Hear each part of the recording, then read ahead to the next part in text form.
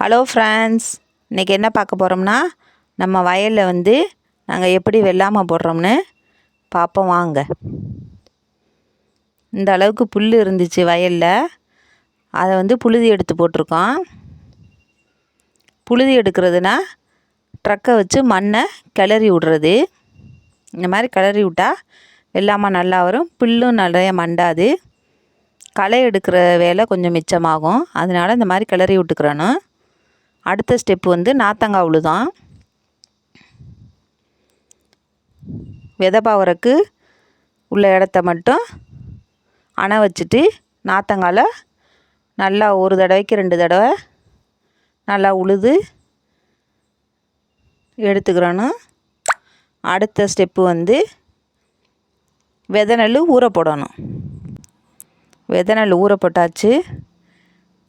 அந்த காலத்துலலாம் விதை நெல் வீட்டிலே வச்சுருப்பாங்க. இப்போலாம் யூனியனில் கொடுக்குறாங்க 30 கிலோ 50 கிலோ சிப்பமாக. அதை வாங்கியாந்து இந்த மாதிரி தண்ணி நல்லா மூழ்கிற அளவுக்கு ஊற போட்டுக்கிறணும். ஃபஸ்ட்டு நாள் ஃபுல்லாக ஊறணும். ஒரு 24 மணி நேரமாக ஊறிக்கிட்டு இருக்குது. ஊறினதுக்கப்புறம் அடுத்த நாள் காலையில் இந்த மாதிரி பாறை ஏற்றி வச்சிடணும்.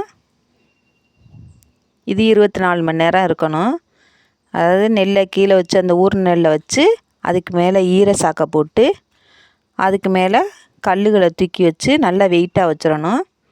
அந்த வெயிட்டு வச்சோம்னா அந்த வெயிட்லே அந்த சாக்குக்குள்ளே டைட்டாக இருக்கவும் முளை பொரியிடும். முளைச்சி வெள்ளையாக குருத்து மாதிரி வந்துடும். அதுக்கப்புறம் எடுத்தாந்து நாற்றங்காலில் போடணும். நல்லா பரவலாக போட்டு விடணும். அதுக்கு பேர் நாற்று பாவுறது. நாற்று பாவியாச்சு. மறுநாள் தண்ணி வெட்டி விடணும். தண்ணி வெட்டி விட்டு தண்ணி நல்லா வடியணும். ஒரு 3 நாளைக்கு அப்படியே விட்டுறணும். இந்த ஸ்டேஜில் காலையிலையும் சாயந்தரமும் கிளி குருவியெல்லாம் உட்காந்து அந்த நெல்லை கொத்தி கொத்தி சாப்பிடும். அதனால் நம்ம அதை பாதுகாக்கணும், விரட்டணும். இல்லைன்னா நாற்று பத்தாமல் போயிடும். பார்த்திங்களா எப்படி முளைச்சிருக்குன்னு. இது விதை போட்டு 5ஆவது நாள் தண்ணி வெட்டி விட்டு ஒரு 2 நாள் சென்று இந்த மாதிரி இருக்குது.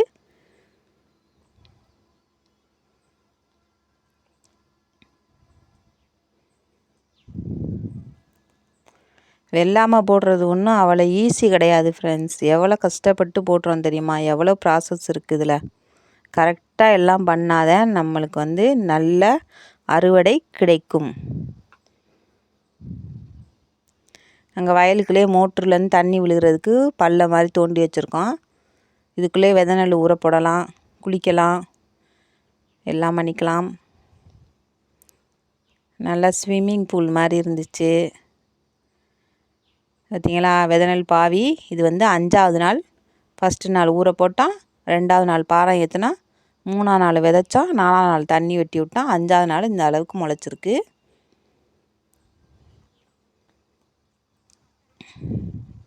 நல்ல விதையாக இருந்தால் நல்லா முளைக்கும். விதை சரியில்லைன்னா நல்லா முளைக்காது. இந்த மாதிரி சுற்றி பனை ஓலையை, பச்சை ஓலையை நாற்று பாவனோடனே வெட்டி சொருகி வச்சிடணும். இந்த மாதிரி சொருகிட்டோம்னா ஆடு மாடு மேய்க்கிறவங்கெல்லாம் இது நாற்று பாவிருக்கான்னு நினச்சிக்கிட்டு அங்கிட்ட ஆடு மாடை விட மாட்டாங்க. இல்லைன்னா ஆடு மாடு தண்ணி குடிக்கிறோம்னு உழப்பி விட்டு போயிடும். அதனால் பச்சை மட்டையை வெட்டி பனை ஓலையை வெட்டி நாற்றங்கால் ஃபுல்லாக நாற்று பாவன நாற்றங்காலில் சுற்றி சொருகி வைப்பாங்க அடையாளத்துக்கு.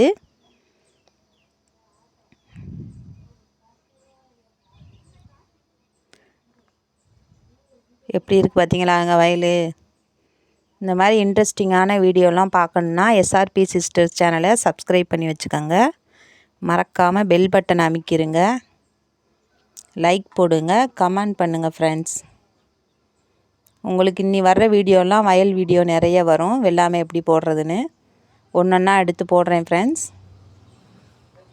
பாருங்கள், பார்த்துட்டு லைக் போடுங்க. எப்படி இருந்துச்சுன்னு கமெண்டில் சொல்லுங்கள். யாரெல்லாம் இந்த மாதிரி வெள்ளாமை போடுறான்னு கமெண்டில் சொல்லுங்கள் ஃப்ரெண்ட்ஸ். விவசாயிகள்லாம் எவ்வளோ கஷ்டப்பட்டு இந்த நெல்லை உருவாக்குறா பாருங்கள். இந்த நெல் முளைச்சிருக்கதை உங்களுக்கு க்ளோஸ்அப்பில் காட்டுறேன் பாருங்கள். தெரியுதா ஃப்ரெண்ட்ஸ்? எப்படி முளைச்சிருக்கு பார்த்தீங்களா?